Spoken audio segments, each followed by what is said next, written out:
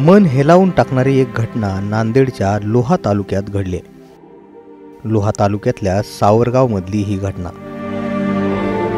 बँकेच्या कर्जामुळे मुलानं टोकाचं पाऊल उचललं आणि आत्महत्या केली.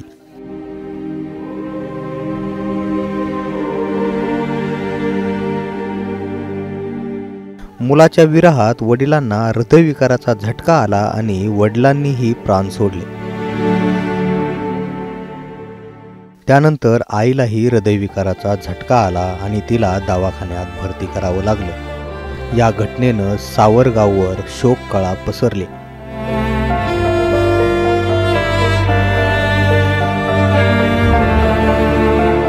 सावरगावच्या राहुल बेदरेवर बँकेचं कर्ज होतं. तो मित्रांसोबत रोजंदारीनं कापूस भरण्याचं काम करायचा.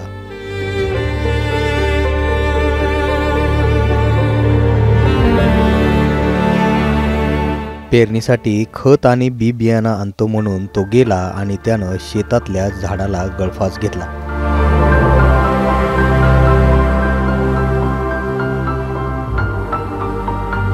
राहुलचा अंत्यविधी झाला आणि घरी परतताच वडील भीमराव बेदरेंना हृदयविकाराचा झटका आला.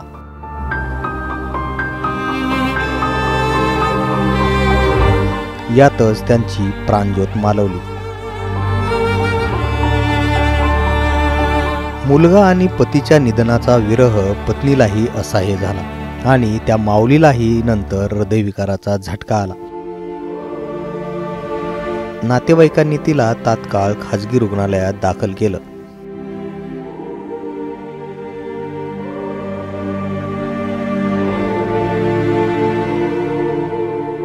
या मातेला आपल्या मुलाचं आणि पतीचं अंतिम दर्शन सुद्धा घेता आलं नाही. एकाच कुटुंबातील दोघांच्या निधनानं गावावर शोककळा पसरली.